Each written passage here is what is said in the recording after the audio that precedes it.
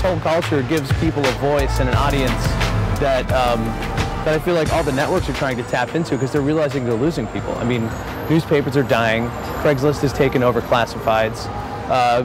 Video is on the web. Radio is on the web. I mean, everybody's trying to get their content on the web because that's where it's at. That's where everyone has access to it. With everything going digital now and the tools being easier than ever for people to edit and create their own content, it's now possible for anyone essentially to have their own radio or TV channel. My past, my history is working in retail, grocery stores, produce departments, and I've learned the little tricks. People come in through the doors on a daily basis. They ask me the same questions. I've worked on both coasts now, and I hear the same questions over and over again, so I wanted to reach out to those people. And not only people who come into my store, I wanted to reach out to anyone in the world, really, who I can answer those questions for. And so I developed a podcast when I found out what podcasting was, and now I've reached, probably 5 different countries and all across the U.S., and I'm helping more people than I do than would help in just coming to whatever grocery store I'm working at the time. So. There's a vibe you tap into when you get to hang out with fellow media makers, people who have this DIY ethic where they want to be creating media, they want to be independent about it, and that they feel like that they've got something to contribute for their communities. And as far as I'm concerned, there's nothing more exciting than that.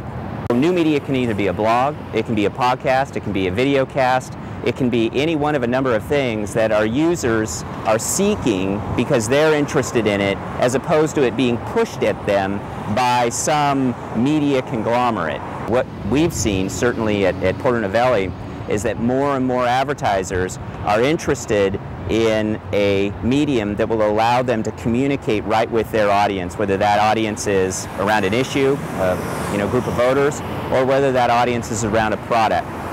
You just can't get that kind of targeted demographic impact with a full-page ad in the USA Today. We have so much food here. They have no food here.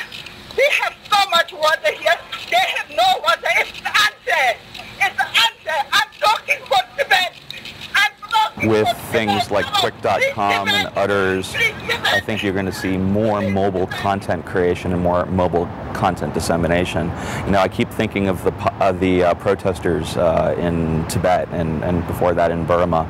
If just one of those monks, had one of these N95 phones in their pocket and had been able to start streaming video, the world would have never looked at those protests the same way again, would have never looked at the Chinese or the Burmese governments the same way again, because it wouldn't have been filtered, it wouldn't have passed through multiple days of hands trying to get it out of the country. It would have been live and real and authentic.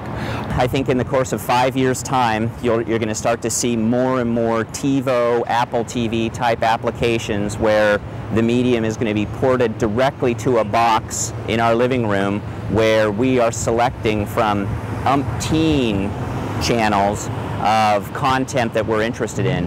What you're starting to see too in the entertainment industry is you're starting to see big name stars, Will Ferrell, Seth MacFarlane, all of these other big name stars are now starting to pursue podcasting and video casting as a way to directly connect with their audiences, and I think that's only going to grow too. And I think what that underscores is the more professional we are in the new media, podcasting medium, the more we're going to match up and be on the same level. There's still a lot of policy issues hanging over all of this. Many entities are trying to restrict meanings of fair use, trying to control freedom on the internet and who has the ability to create and manage new content streams and software on the internet.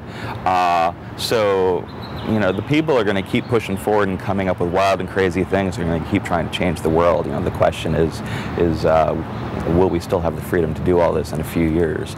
At the end of the day, no matter what medium you take, whether it's traditional or whether it's this new media thing, it is people connecting with people. And if new media makes it easier for people to connect to people, then I'm all over it.